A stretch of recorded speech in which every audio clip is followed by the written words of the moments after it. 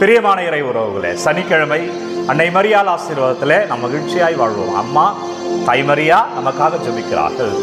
இன்றைக்கு முதியவர்களை பற்றிய பொதுவான பார்வை என்னன்னு பாருங்களேன். பெரும்பாலும் நம்ம வீட்டில் இருக்கிற பெரியவங்க, நம்ம வேலை செய்கிற இடத்துல நம்ம பார்க்குற பெரியவர்கள், வயதானவர்கள், முதியவர்களை தொல்லைகளாக தான் இந்த சமூகம் பெரும்பாலும் பார்க்கிறது. எல்லாரும் சொல்லிடல, பெரும்பாலும் தொல்லைகளாக இருப்பார்கள் முதியவர்கள். வயதுக்கு ஏற்ற மாதிரி அவங்க செயல்பட மாட்டுறாங்க. அந்த பக்குவம் இல்லை. அம்மாவை என்ன பண்றதுன்னே தெரியல. அப்பாவுக்கு வயசாயிடுச்சு, ஆனா அவர் தொல்லைகள் தான் அதிகமா இருக்கு வீட்டில், அவர் என்ன பண்றதுன்னு தெரியல என்று பெரும்பாலும் முதியவர்களை பற்றிய புலம்பல்கள் தான் அதிகமாக இருக்கும். இந்த முதியவர்களை பற்றி புரிந்து கொள்கிற வேலையில ஒன்று நம்ம ரொம்ப ஆழமா புரிஞ்சுக்கணும். இன்றைக்கு அவர்கள் முதியவர்கள், நாளைக்கு நம்ம தான் முதியவர்கள். நாளை முதியவர்கள் யார் என்றால் நம்ம தான். எனவே அவர்களை புரிந்து கொள்ள வேண்டியது அவ்வளவு முக்கியம். அப்பதான் நாளைக்கு நம்மை ஒருவர் புரிந்து கொள்வார் என்று சொல்லியிருக்கிறாரு. நீ எந்த அளவே அளக்கிறாயோ அதே அளவையால் உனக்கு அளக்கப்படும். முதியவர்கள் கடந்து வந்ததெல்லாம் பாருங்களேன். அவர்கள் என்னெல்லாம் இழந்திருக்கிறாங்கன்றதை யோசித்தால் இவர்களை புரிந்து கொள்ளலாம்.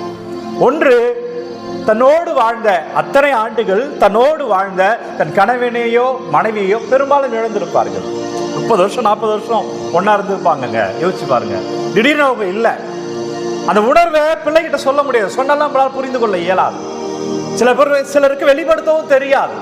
அது சில நேரங்களில் இப்படிதான் வெளிப்படும். அது கோபமாக வெளிப்படும், ஒரு குழந்தைத்தனமாக வெளிப்படும். அவர்கள் சொல்வது அர்த்தமற்ற வகையில் இருக்கும், அவர்கள் செய்வது அர்த்தமற்ற வகையில் இருக்கும். ஏனென்றால் ஒரு தனிமைய வாழ்க்கையில இருப்பாங்க. எல்லாரும் இருப்பாங்க வீட்டுல.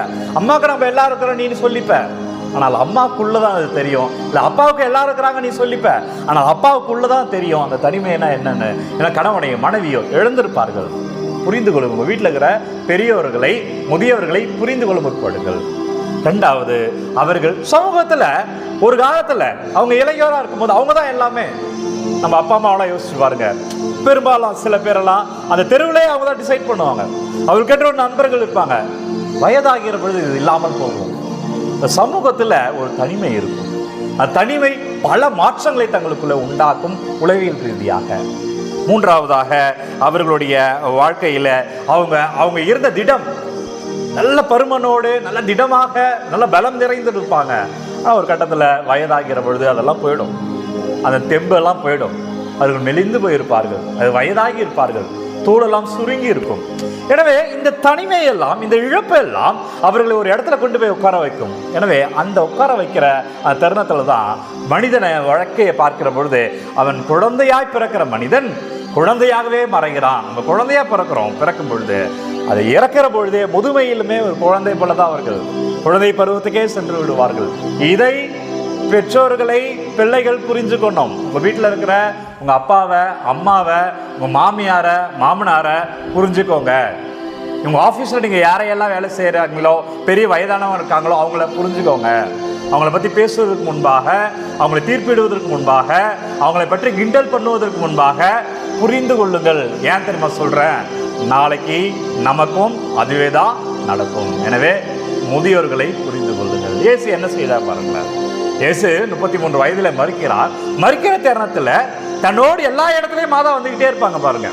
அவர் காணாம போன கோயிலே 12 வயதுல காணாம போகிறார். அந்த இடத்துல ஆரம்பிச்சு எல்லா இடங்களிலும், முதல் அற்புதமாக இருக்கட்டும், இயேசு போதிக்கிற இடத்துக்கு மாதா செல்வதாக இருக்கட்டும், எல்லா இடங்களிலும் வந்த மாதா கல்வாரிக்கும் வருகிறார். இப்ப இயேசு தன்னுடைய வாழ்க்கையை நிறைவுக்கு வருகிறார். அந்த 3ஆம் ஆண்டு பணி நிறைவு பெறுகிறார். மரணத்துக்கு அருகில் இருக்கிற பொழுது இயேசு செய்தது பாருங்க. யோவான் நற்செய்தி 19ஆவது அதிகாரம் 26, 27. இன்னைக்கு நம்ம அப்பா அம்மாவை நம்ம பார்த்துக்கணுன்றதுக்கு அடையாளம் யாருன்னா உங்க ஆண்டவர் இயேசு, நம்ம ஆண்டவர் இயேசு. போகிற பொழுது தாய் மரியாவை தனியாக அவர் விட்டுட்டு போல. அவர் செய்தது பாருங்க.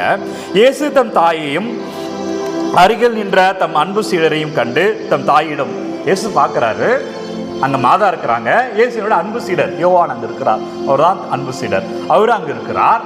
எனவே அவர்களை பார்த்து தம் தாயிடம், அம்மா இவரே உன் மகன் என்றார். அந்த நேரத்துல தனக்கு பின்னாடி யாரும் இல்லை. சுசையப்பர் இறந்து விடுகிறார் முன்பாகவே. எனவே மாதா தனிமையில் இருக்க போகிறார் என்பதை உணர்கிற இயேசு, அம்மா நீ கவலைப்படாத, ஏதோ என் சீடர் உனக்கு மகனா இருப்பான். அந்த நேரத்தில் கூட தன் தாயை பார்த்து கொள்கிறார். இதோட பின்னர் தம் சீடரிடம், இவரே உன் தாய் என்றார். ஆன்மீக ரீதியாக இதுக்கு ஒரு பதில் தரலாம். நம்ம தனிமையாக இருப்பவர்களால் நம்மளால் வாழ முடியாதுன்னு நமக்காக ஜெபிக்க தாய்மரியாக கொடுத்துருக்கிறாங்க. அம்மா வந்து நம்ம அனைவருக்கும் தாயாக இருக்கிறார் என்பதுதான் உண்மை. அதில் உளவியல் ரீதியாக மாதா தனிமையில் இருக்கிற உணர்கிற இயேசு அவருக்காக தன்னுடைய அன்பு சீடரிடம் பாதுகாப்பையும் அவருக்கான ஒரு அரவணைப்பையும் கொடுத்து விட்டு சொல்கிறார். நம்ம வீட்டில் அந்த பாதுகாப்பு தருவது கிடையாது, நம்ம பெற்றோர்களை அவன் மதிப்பது கிடையாது, அந்த அரவணைப்பை நம்ம தருவது கிடையாது. உறவுகளை இந்த நாளில் மாதாவுடைய தாய்மரியான்னு சொல்கிறோம், அம்மா எங்களுக்காக ஜெபிங்கன்னு சொல்கிறோம். ஆனால் நம்ம வீட்டில் இருக்கிற அப்பாவை, நம்ம வீட்டில் இருக்கிற அம்மாவை, நம்ம வேலை செய்கிற இடத்துல இருக்கிற பெரியவங்க நம்ம எப்படி பார்க்குறோம்? ஒரு சேலஞ்சாக இன்றைக்கு முன்னாடி வைக்கிறேன். இந்த செய்தி பாருங்கள், இன்றைக்கி ஆசீர்வாதமாக இருப்பீங்க. அவர்களை மதியுங்கள், அவர்களை மதியுங்கள். அவருக்கு என்ன தேவையோ அதை செய்யுங்க. அவர்களை ஏற்கனவே சொன்னால் அந்த 3 எதையெல்லாம் இழந்தார்களோ அதை இழந்தவர்கள் அவர்கள். நாளை நாமும் அதை இழக்கத்தான் போகிறோம். எனவே அதை உணர்ந்து அவர்கள் கோபப்படுவதை, சில நேரங்கள் அர்த்தமற்று பேசுவார்கள், அதையெல்லாம் ஏற்றுக்கொள்ளுங்கள். அப்போ அந்த பிளஸ்ஸிங், ஆண்டவருடைய ஆசீர்வாதம் நமக்கு நிறைவாக இருக்கும். எனவே உங்கள் வீட்டில் உள்ள பெரியவங்களை மதிங்க. ஒரு சேலஞ்சாக வைக்கிறேன். இன்றைக்கு யாரையெல்லாம் பார்க்கிறீங்க பெரியவர்களை, அவர்கள் அனைவரையும் மரியாதையாக அவர்களை மதித்து அவர்களை புரிந்து கொள்ளுங்கள். ஆசீர்வாதம் நமதாய் மாறும். தொடர்ந்து ஜெபிப்போம். எல்லா கருத்துக்களையும் ஒப்புக் கொடுக்குறேன். உங்கள் மனசில் உங்கள் கருத்துக்களை ஒப்புக் கொடுங்க. மேலும் உங்கள் சென்ற காணொலியில் என்னெல்லாம் நீங்கள் விண்ணப்பங்களை வைத்தீங்களோ ஒவ்வொரு விண்ணப்பங்களையும் ஒப்புக் கொடுக்குறேன்ப்பா. நீங்கள் தொடுங்க. ஆண்டவரே ஆசீர்வதிங்க. ஒவ்வொரு பிள்ளைகளும் நம்பிக்கையோடு ஒவ்வொரு நாளும் கேட்கிறார்களே, பல்வேறு பிரச்சனைகளை அறிக்கையிட்டு கொண்டே இருக்கிறார்களே, நீங்கள் ஒவ்வொருவரையும் தொடுங்க அப்பா. கமெண்ட் மூலமாக அறிவிக்கப்பட்ட ஒவ்வொரு விண்ணப்பங்களையும் பாதத்தில் வைக்கிறேன். நீங்கள் தொடுங்க அப்பா, நீங்கள் ஆசீர்வதிங்க. நம்பிக்கையோடு பார்க்கிற ஜெபிக்கிற ஒவ்வொரு பிள்ளைகளும் விடுதலை அடைவார்களா? இதே காணொலியில் பிள்ளைகள் சாட்சியமாய் நிற்க வைங்க அப்பா. இப்போ கொடுக்குறேன், ஆசீர்வதிங்க. நம்மளுமையான இறை கிருபையில மகிழ்ச்சியாக வாழ்வீங்க. பெரியோர்களை மதியுங்கள். ஆண்டவருடைய ஆசீர்வாதம் நமதாய் மாறும். உங்களுடைய ஜெப தேவைகளை, விண்ணப்பங்களை கமெண்ட்டில் அனுப்புங்க. உங்களுக்காக நாங்கள் ஜெபிக்கிறோம். God bless you. எல்லாம் வல்ல இறைவன் தந்தை, மகன், தூய ஆவியார் உங்களை நிறைவாக ஆசீர்வதிப்பார். அவர் உங்களை வழி நடத்துவார். ஆண்டவர் உங்களோடு இருக்கிறார். ஆமென். நம்பிக்கையோடு இருங்க பிள்ளைகளை. ஆண்டவர் பெயரால் வாழ்வீர்கள். எனவே ஒவ்வொரு நாளும் உங்களுக்காக ஆராதனை ஜெபிக்கிறோம்.